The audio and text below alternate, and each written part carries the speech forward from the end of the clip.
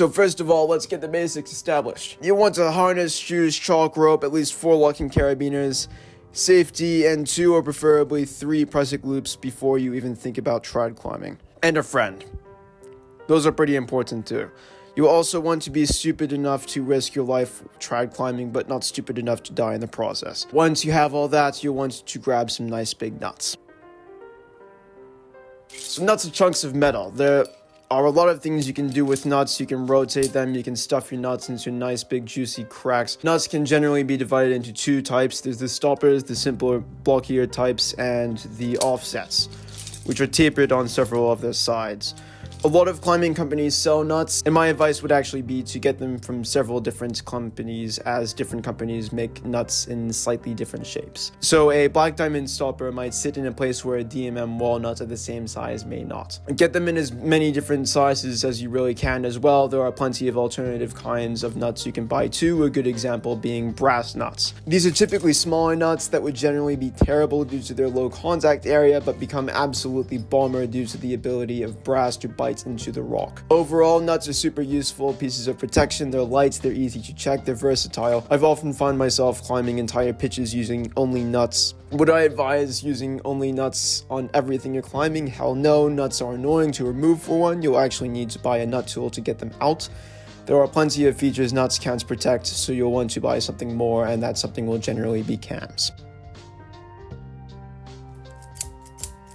So if you see a climber living out of a van who never has enough money to wash their clothes, that's usually not a lifestyle choice. They usually just went bankrupt after buying too many cams. Cams are often over $100 each without discounts. Cams or spring-loaded camming devices are adjustable devices you can stick into cracks or pockets and work well in wide parallel cracks where nothing else really will work.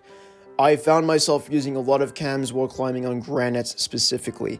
They're super easy to place and remove, but the main issues are their weight and the fact they're deceivingly complex to place. You don't want to place them in a narrow bit of otherwise wide crack, for instance, or they'll just walk themselves out, and there are a couple of other rules to follow as well. Cams really just come in one type.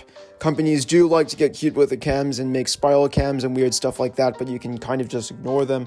I would suggest getting as many cams as you can afford. Don't go smaller than a Black Diamond 0.3 until later in your trad journey, because micro cams are badly rated and it's often hard to tell if you can trust them or not. They're knots, just actual knots tied into a rope and jammed into cracks. It's ridiculous. Unless you're in a specific place in eastern Germany called Elbsandstein, in which these things are the only gear allowed, you just don't bother with them.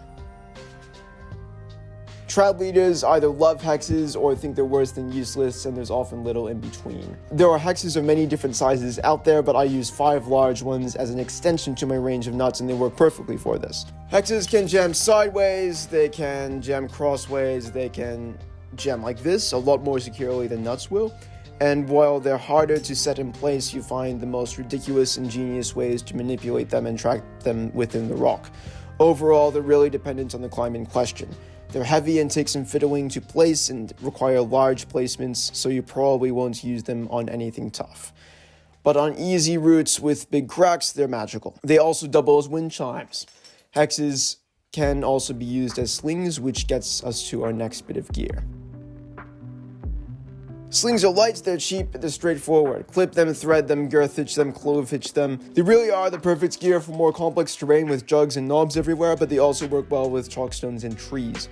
I've made absolutely bomber 2-piece anchors by using massive slings. I have 8 long slings, 3 of which I use to build anchors, 2 of which I use as alpine slings, and 3 of which I use primarily to sling jugs. Big Bros are one of those pieces only made by a specific company. They are the largest piece of gear available in the market as well as the most expensive, and they are the only gear in this entire list I have never used, so I cannot say much. They seem reliable. Are they worth half your life savings? Probably not. Moving on.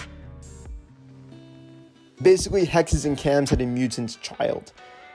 Let's say you're climbing a really sketchy slab with no pro, which has happened to me way too much. You might stop at a pocket in the rock you cannot put a cam into, and at that time only, you will really wish you had one of these. So hexes, and to some extent even nuts, use a bit of torque to pin themselves securely to the rock.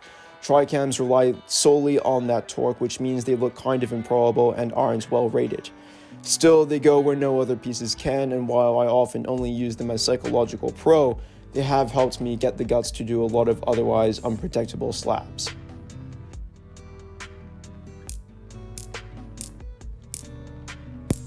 I love the sound of my Ballnuts clapping. Ballnuts are essentially nuts of adjustable size, but they fit extremely well, better than cams in thin parallel cracks. I rarely come across the situation where I actually need them, but they're very light, and when I can place them, I trust them far more than I would almost any other piece of gear.